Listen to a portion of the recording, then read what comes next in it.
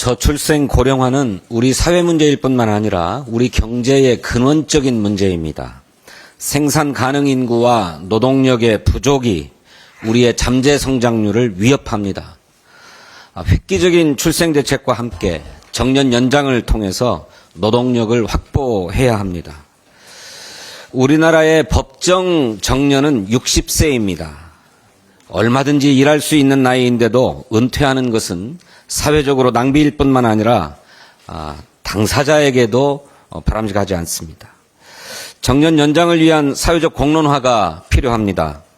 민주당이 공론화를 제안하자 국민의힘 권성동 원내대표는 대뜸 세대 갈등을 조장하는 정책이라고 비난했습니다.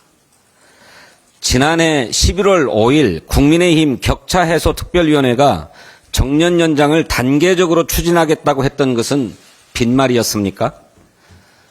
민주당이 추진하면 세대 갈등이고 국민의힘이 추진하면 세대 통합입니까? 원내대표가 자기 당이 추진하는 일을 아는지 모르는지 참으로 헛웃음만 납니다. 국민의힘 김상훈 정책위 의장도 경사노위가 합의안 도출에 힘쓰고 있는 시점에 이를 일방적으로 무력화하는 것이다 이렇게 비난했습니다. 지난해 12월 3일 윤석열이 내란을 일으키자 한국노총은 정권 퇴진을 요구하면서 경사노위에서 즉각 철수했습니다. 내란으로 인해서 그동안에 어렵사리 진행되어 왔던 사회적 대화가 중단된 상태이고 정년 연장 논의도 중단된 상태입니다. 그런데 경사노위가 무슨 합의안 도출에 힘쓰고 있단 말입니까? 국회가 사회적 대화를 이어가야 합니다.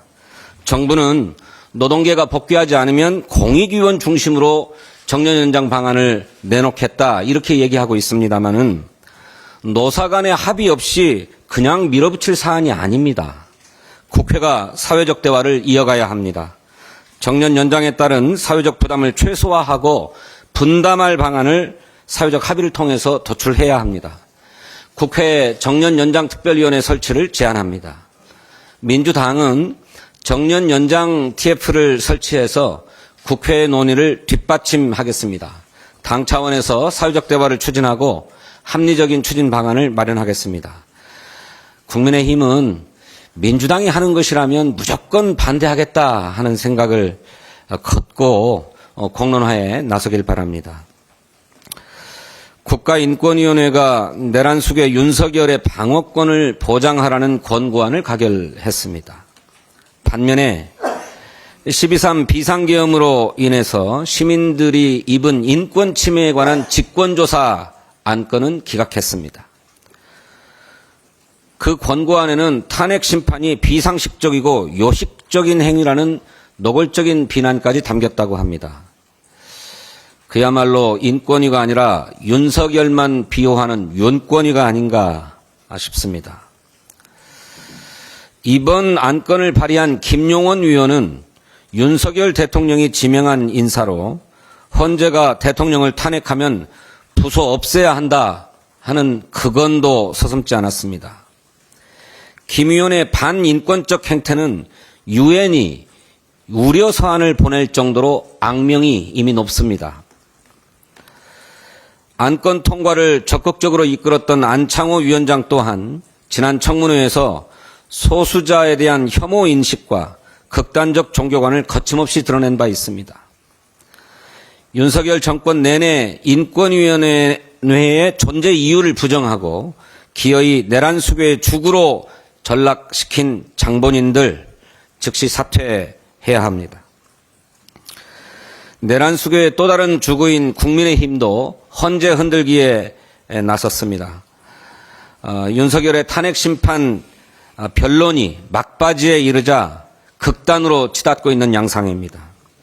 어제 국민의힘 권성동 원내대표의 하루는 입만 떼면 헌재 때리기였습니다. 오전 원내대책회의, 헌법재판소 항의 방문, 오후 의원총회를 통해서 온종일 헌법재판소를 흔들어댔습니다.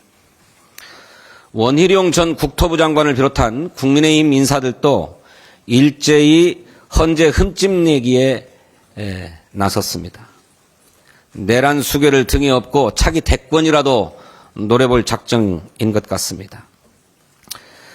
비상계엄 발생이 70여일이 지났고 국회에서 탄핵소추안이 가결된 지 2달째입니다. 대내외 경제 상황은 일촉즉발의 위기에 처해 있고 국민의 일상은 너무나 힘이 듭니다. 그런데 국회 제2당은 내란 동조에 대한 반성은커녕 기어이 탄핵 불복의 길로 갈 모양새입니다.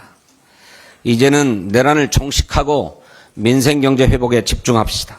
억지를 넘어 반헌법적 주장으로 헌재를 흔드는 일을 당장 멈추고 국민과 국정의 안정을 위해서 협력할 것을 촉구합니다.